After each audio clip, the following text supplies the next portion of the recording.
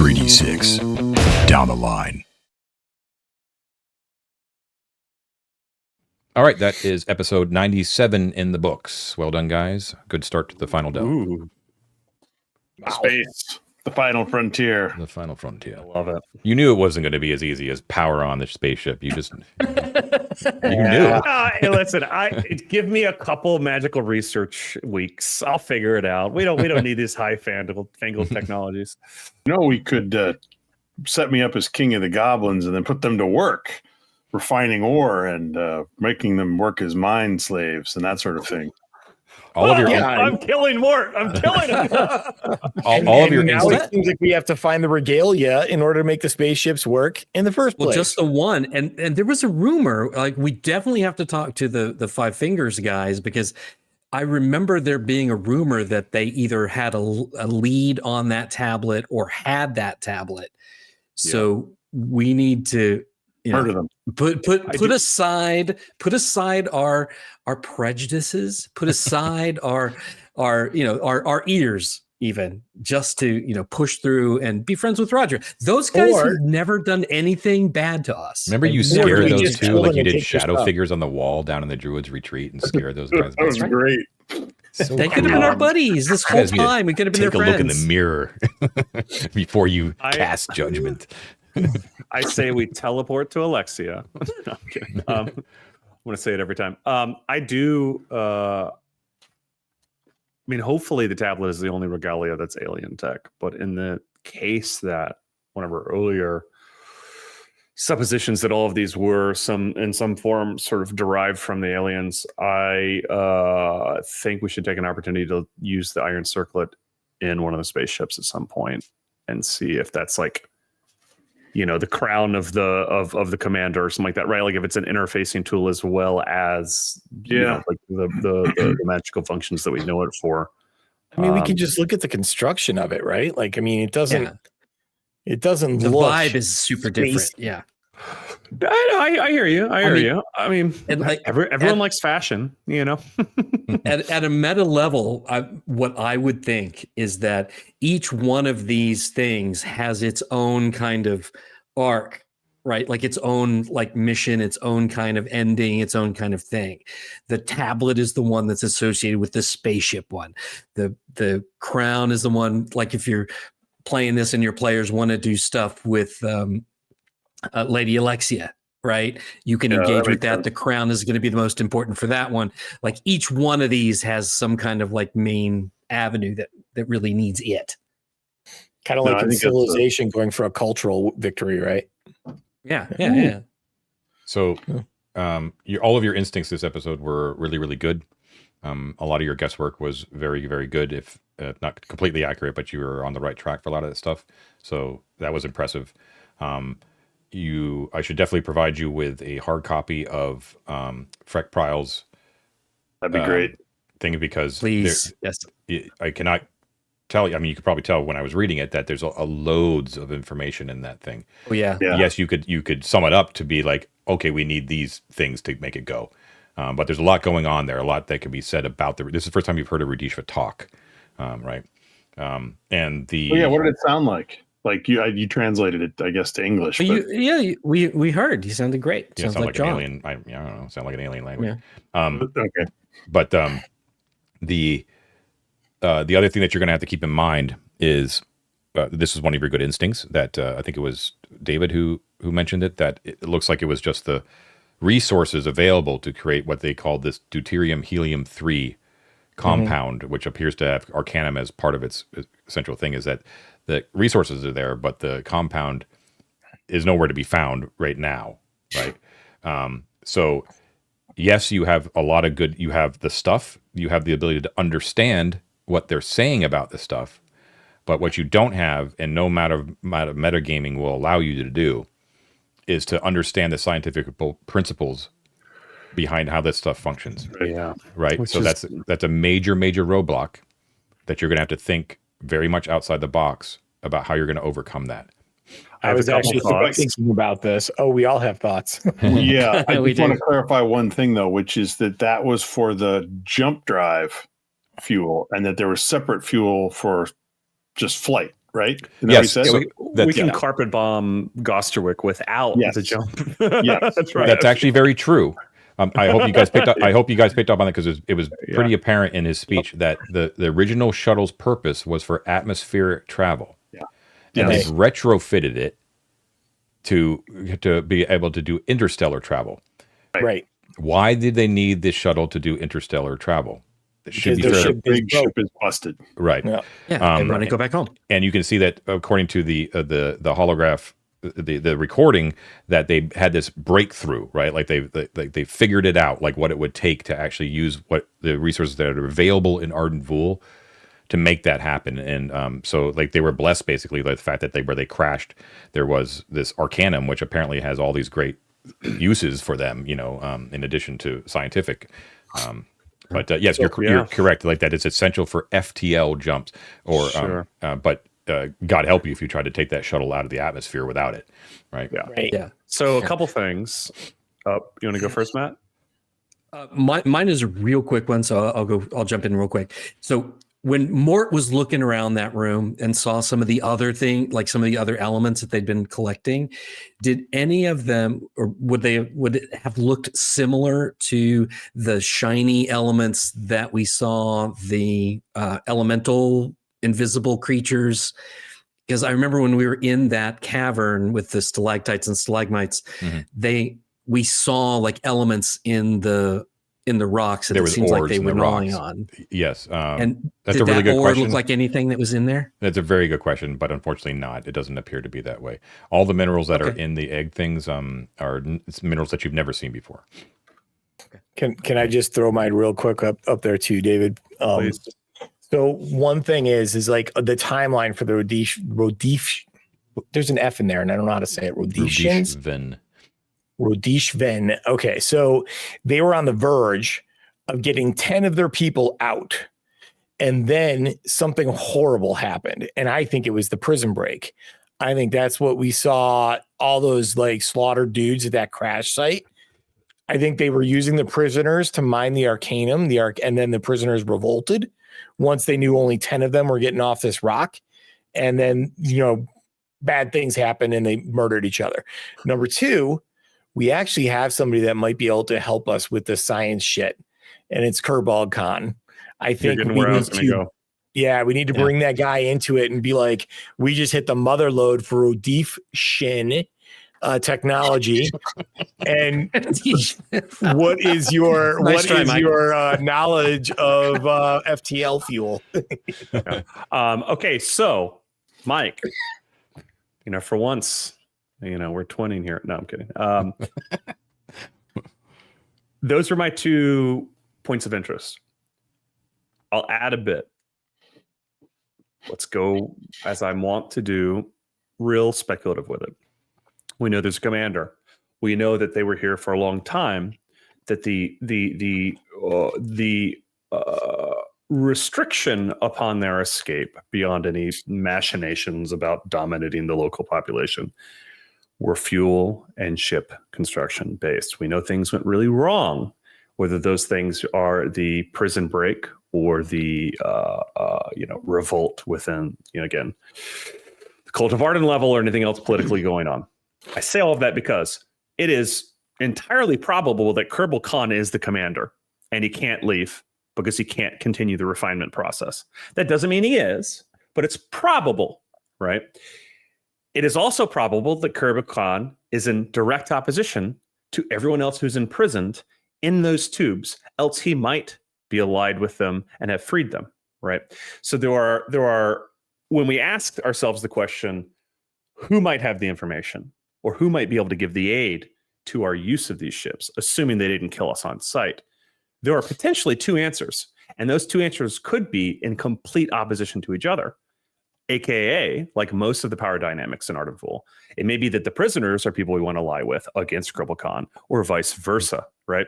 So I think, again, I'm always trying to hold information and over provide, but I think Kerbog Khan more than ever now is a very, very, very cautious and dangerous touchstone to be interacting with, which we should interact with, right? But on that assumption, and again, what would be radder than like a prison break with all of the people he had taken out. Like, I'd love to take him out and take all of his buddies that he had in tubes, like with us, who knows? Important detail, But David. All of the prisoners in the tubes were just skeletons. I thought some of them were organic still. No, I think some of them were still alive. They were. Like suspended animation. We have, Yeah. Hold on. I remember there being a description that wasn't just bones, but I could be wrong. I mean, it's been I see. It's been like 3 years. So let's see. Some of them were. Yeah. Oh, okay. Yeah. I was sorry. I was reading the wrong bit. Some were opaque. Remember, like you never really did explore. Right, that we didn't area. know. Yeah, we didn't really We look didn't open them. You know, we one have thing that's soon. We have one a thing route that's to kind get of into them. interesting, though. Oh, I'm sorry. That's it. We have a route to get into them. That's it. I'm excited. Is that we have now? I mean, I know we're on the final delve, but we also have now. If that next teleportarium takes us right to the cell block, we have another really quick, easy access to the Hall of Heroes too. It's like we just keep finding new and new ways to get around the dungeon without having to walk down, corridor A to room C to room D, and we never did solve that whole thing either. God damn it, John. Well, I want to jump in with the thing about Kerbog Khan. I mean, I always tend to follow the Occam's razor kind of thing. You like to speculate as out there. I like to keep it like it seems like the most ABC, the most direct relationship or thing that's going on with him is just that he's a schlub like us, but he's just found out a lot more. And he's powerful because of these things that he's collected. If that's the case, that's kind of like the best case scenario, because it would be incredibly easy to offer him a space on the ship. It can seat 10. He can ride, it's the four of us, freight of the stern, whoever else you guys want to bring. And Kerbog, he's got a spot, right? It does feed. Go ahead, Matt. No, go ahead. I was going to say it does feed into both yours and David's theories about Kerbog. That don't forget that he, when asked like what he wants, one of the things that he wants is anything that about rudishva technology.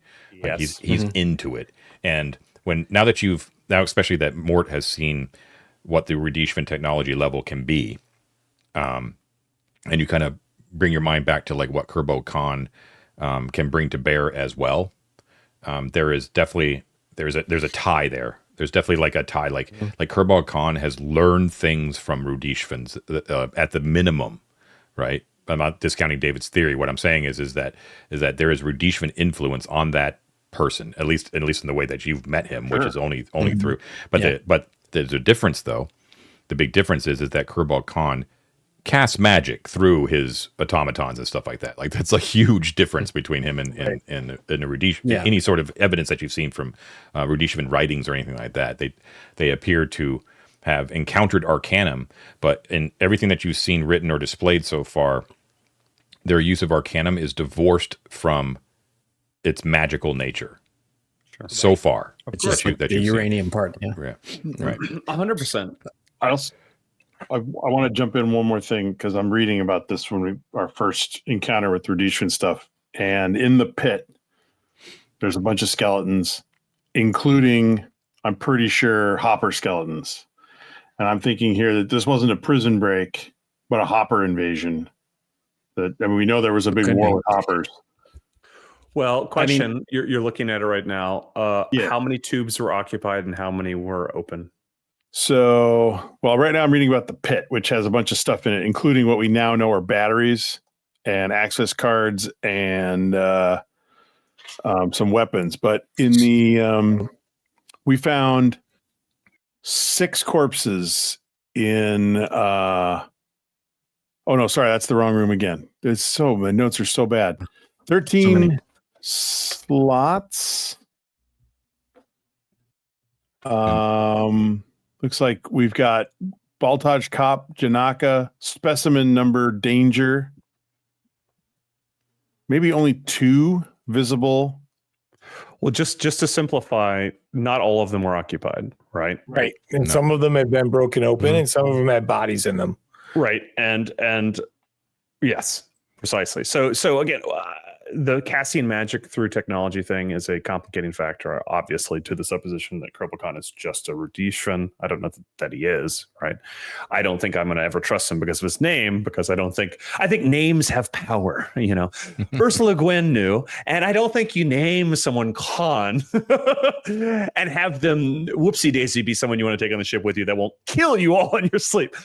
Not that I say that I don't totally love the idea of proposing that, Matt, but just to say that, like, you know, well, Khan, the whole premise of Khan is that his like sleeping pod malfunctioned, right? And that he got out prematurely. Like that's no. He's a wizard. He's a wizard. I'm just saying, like, I think Khan, like, you know. Well, these guys, if they did get out, I mean, this was thousands of years ago, right? Like, there's no evidence that any of these guys are that long lived. I mean, maybe.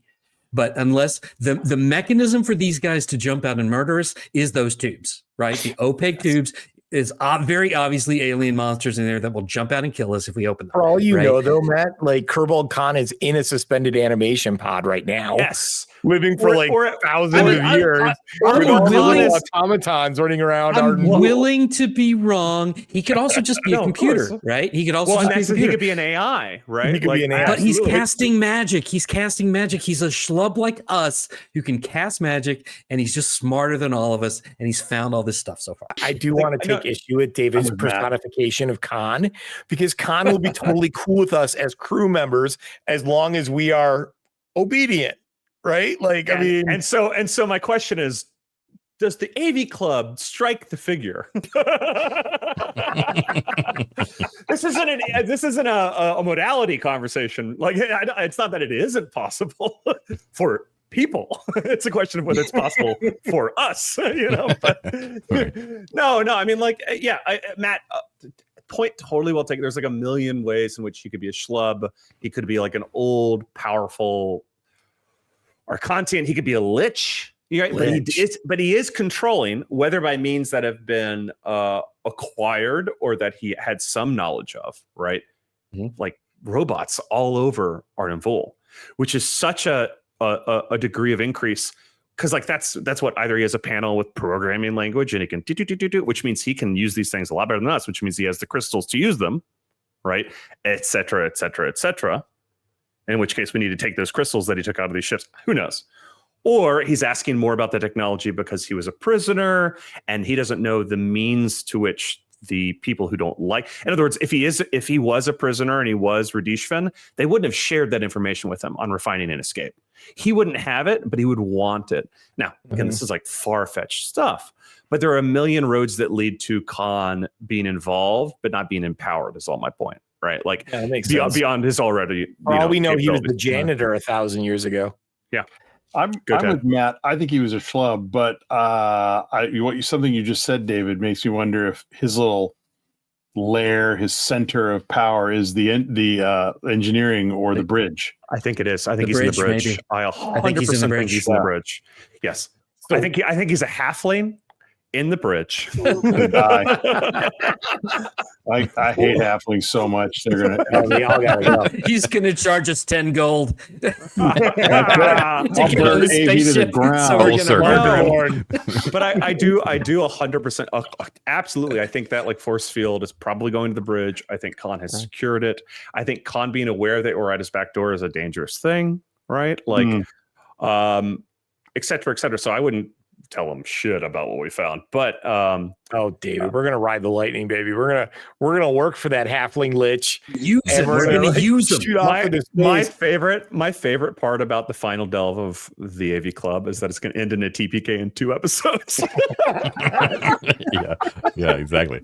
Yeah. No, I love it. This is all so much fun. No, and again, I'm debating for the sake of debate, but very, very sound points, Matt. I totally hear where you're coming from. I'm curious about one thing, though. If this guy is a magic user, if he is a wizard, if his magical power is tied to this plane or like this planet, if he goes into space, does he just like lose all of his magical ability? Like, what are the rules here, man? We're like entering into like major first edition Spelljammer like weirdness right there, because evolves into planet space might magic. have its own magical system. I have to see. Um, Go ahead, Matt. Well, one more thing before. Oh, sorry, you first, Matt. Oh no, I was just going to say, like, the other thing that's just captured my imagination is, this conflict, right? Like the thing that ended up with this guy full of bullet holes in the, in the hangar, and to me, like the two pieces for me that tell the most simple story that I can imagine. They talked about, we only get to pick 10 people. It's the guys on the Titanic is going down. We get to pick 10 guys, and that's what causes people to go crazy and murder each other. Well, so it's like, go ahead. Ask yourself this though, right? How was Mort safe from the robot? An identity plaque, right? Yeah. What did you find on this poor dude? Or No more identity importantly, plaque. what did you not find on this dude? Yeah, he did not have one. Yeah. Yeah. Yeah, That's a good point. I don't think this devolved at the point of like, here's the 10 guys that are going to go, and everybody else got pissed off. Or I think you'd have found 10 bodies in the hangar as everyone was chasing them all the way to the spaceship. Mm-hmm. I think more. Let's see what's in this room we're in the now. The presence of the hoppers, I think, strongly suggests that there was an incursion, big hopper battle, and everybody bit it. But we have seen the theme of internecine like warfare already in this, dungeon. So is it like a theme that just repeats over and over again? Man. Right? Like, I absolutely think it does. It's all about resources. You know what I'm thinking is, you're right. It's all about resources. I think they got into conflict with the Hopper when they were trying to get the Arcanum and the ore that they needed. There you go. You have to delve too deep. They got into conflict with these guys. Yeah. So, okay. Makes a lot of sense. Last So quick thing. Rhodesians Sorry, are John. dwarves and hoppers are Balrogs in this story. Is what that what you're saying? No, I mean, we've got like the Prometheans and the Xenomorphs kind of, right? Like, although that doesn't actually make sense with Ridley Scott's whole thing. But anyway, we don't worry about Ridley Scott anymore. He's turned. But the one thing I would add to riff on Stalker again that we talked about, and I think this is probably far-fetched, but we know that the Arcantian, or not Arcantian, or the Arcanum charges magical devices. We know that it can be refined, like uranium, right, to power a nuclear core, more or less, right? Is what's going on here. This isn't gas we're talking about. We're talking about we also know from the secret library that the presence of a large amount of it is so fundamentally corrupting to the psyche and the body to the point of mutation. Okay. So I say these things because we don't know the nature of arcane magic in Arden Vul per se, right? This gets into a setting system thing, but we're not talking about divine magic like Mike was talking about. We're not talking about a patron bequeathing us upon us. It's plausible, right, that the introduction of major arcane energy upon a person like Kerbog Khan would imbue the janitor, which would be such a good twist. That the one dude that no one took seriously, who was like, "Oh, they're all fighting. I'm going to go into the command module, turn the door," which is very possible, by the way. Like someone who was present when this conflict occurred went in and said, "Oh!" and hit the defense on the command room, and everyone else died. Everyone else died, and he's still in there, and he has no means of leaving safely. Okay, so he's using his droids to get other people to do the work for him. That's Kerbog Khan. Whether it's literally that or just spiritually that's what's going on. He needs, just like the dragon needs other people to get their loot for them, Kerbog Khan needs other people to do the work of getting the spaceship ready. Yes. Period. I don't think that's disputable.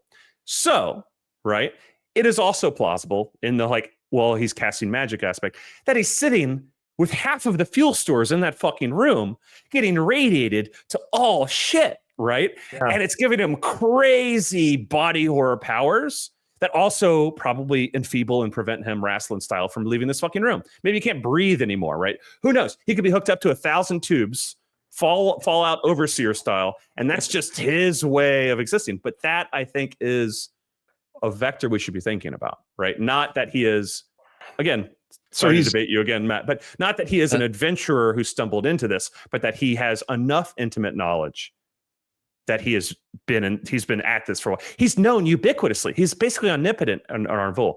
We don't know that actually, David. So he's absolutely not. Like, the guy has like done some pretty cool technology on my face, right?